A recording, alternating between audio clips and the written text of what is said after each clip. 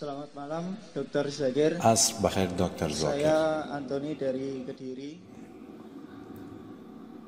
اسم من آنتونی وعل کدری هستم و مسیحی می باشم. قبلا مسلمان بودم و نماز خواندن را یاد گرفته بودم.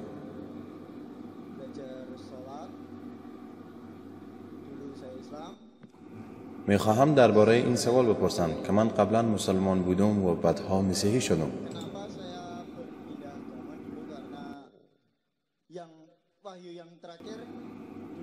در اسلام گفته می شود که حضرت محمد آخرین پیامبر است.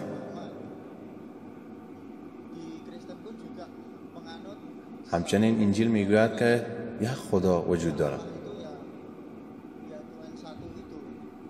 آنچه که من می دانم اسلام می گوید در آخر الزمان حضرت عیسی باز می گردد.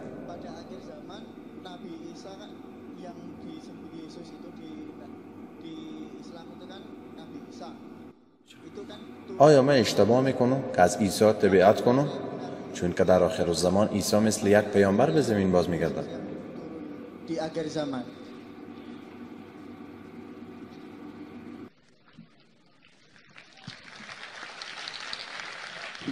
این برادر گفت که قبلا مسلمان بوده و بعدا مسیحی شده و قبلا نماز خوانده و به وجود یک خدا و پیامبری محمد معتقد بوده.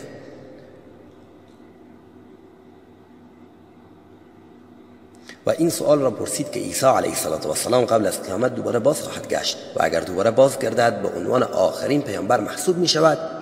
Will come back again. So if he is going to come back again, won't he be the last messenger? Is the question. برادر، قرآن به طور واضح در این مورد سخن گفته. در سوره نساء آیه 158 الله متعال می فرماید خداوند را در پیش خود بالا برد، یعنی حضرت عیسی را در پیش خود بالا برد. این بدین معناست که عیسی علیه السلام هنوز زنده است.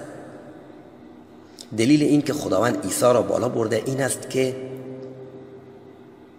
همه پیامبرانی که قبلا آمدن، آدم، نوح، ابراهیم، موسی، محمد، همه پیامبران دیگر، Moses, all Prophet Muhammad, peace be upon them, all the messengers that came before Prophet, پیروان همه پیامبران به غیر از حضرت عیسی به این معتقد بودند که پیامبران فرستاده الله هستند.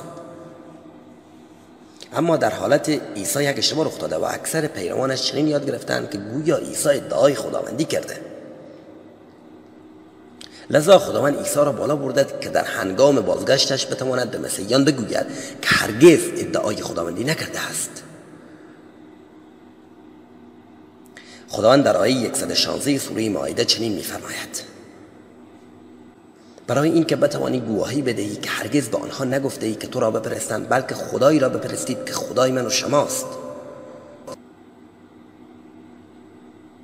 لذا عیسی علیه السلام در حالتی که زنده بود بالا برده شد، به خاطر اینکه در نوبت دومی که فرستاده میشه شهادت بدهد که هرگز ادعای خداوندی نکرده است. در آخر زمان همانند یک پیامبر باز نمیگردد، چون که پیامبری به اتمام رسیده. he will not come as a messenger. The messengership has ended. Prophethood has ended. خداوند خیلی روشن در آیه 40 سوره احزاب میفرماید محمد پدر هیچ یکی از مردان شما نبوده، بلکه فرستاده خدا و آخرین پیامبران است و خدا از همه چیز آگاه بوده و هست. Muhammad, peace be upon him, is not the father of any of you men, but he is the seed of the prophets. And he's all-knowing, and he's the seed of the prophet, and Allah subhanahu wa ta'ala is all-knowing and full of knowledge. لذا بعد از حضرت محمد هیچ پیامبر دیگری نمی آید و عیسی علیه السلام در دومین مرحله بازگشتش همانند پیامبر نمی آید. با اطمینان خاطر زمانی که باز می گردد با شرکیات و افرادی که گوشت خوک می خورند مبارزه می کند که چندین حدیث در این مورد موجوده و برای مسیحی ها گواهی می دهد که هرگز ادعای خداوندی نکرده است، بلکه همانند یک نفر از امت محمد باز خواهد گشت، چون هنوز حضرت محمد آخرین پیامبر است. So the last and final messenger is yet Prophet Muhammad, peace be upon him. That's the reason. به همین دلیل است که عیسی در انجیل یوحنا بخش 16 آیه 12 الی 14 می‌فرماید 16 verse number 12 to 14. خیلی چیزها سراغ دارم که به شما بگویم، اما الان نمیتوانید آن را درک کنید و زمانی که روح حقیقی آمد شما را به سمت سعادت راهنمایی می‌کند. عیسی نفرمود که برای بار دوم که بازگشتم به شما خواهم گفت. این را نفرمود، بلکه فرمود زمانی که محمد آمد او شما را به سمت سعادت راهنمایی میکند. او از خودش حرف نمیزند و آن چیزهایی را که میگوید من را شوکه میکند. لذا این خیلی واضح است که آخرین پیامبر حضرت محمد صلی الله علیه و سلم میباشد، نه حضرت عیسی علیه السلام. امیدوارم جواب سوال شما را داده باشم. برادر، آیا به وجود یک خدا معتقد هستی؟ بله. معتقد هستی که عیسی علیه السلام خداست یا پیامبر خداست؟ معتقد هستم که پیامبر خداست. utusan sebetulnya yang saya Messenger. ماشاءالله. آیا به این معتقد هستی که محمد پیامبر خداست؟ بله. One is the messenger of God. sama kayak Yesus. But اما محمد آخرین پیامبر است. آیا به این هم معتقد هستی؟ بله. این یعنی اینکه تو مسلمان هستی. Why? چرا؟ because چون anybody هر کس که به وجود یک خدا معتقد باشد و بر این باور باشد که عیسی فرستاده خداست و محمد آخرین پیامبر خداست، او مسلمان است. he's a Muslim.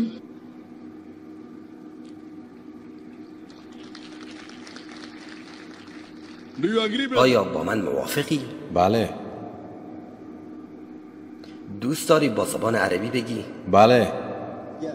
Yes. تیرگم. Ashhadu Asyhadu Allah alla ilaha ilaha illallah illallah wa ashhadu wa asyhadu anna anna Muhammadan Muhammadan abduhu abduhu wa rasuluhu. wa rasuluhu. ماشاءالله شما مسلمان شدید و ان شاء الله خداوند بهشت را به شما ببخشد. grant you Jannah. Insya Allah akan memberikan kamu surga. Insya Allah. و ان شاء الله خداوند از تمامی گناهانت بگذرد. و از خدا میخواهم که شما را یاری دهد که وسیله هدایت غیر مسلمانان دیگری باشید. To come to Islam. Dan saya berdoa kepada Allah semoga kamu memberikan petunjuk kepada selain kamu untuk masuk Islam. Takbir! Takbir. Takbir! Takbir! Wa'akhir da'wana alhamdulillahi rabbil alamin. دکتر زاکر نایک، آیا میتونم شما را در آغوش بگیرم؟ خیلی خوش آمدی برادرم. سعی میکنم اندونزی متوجه بشم. خیلی خوش آمدی. شكرا يا رب يا منزل القرآن يا خالق الإنسان يا رب يا رحمن شكرا يا رب يا منزل القرآن يا خالق الإنسان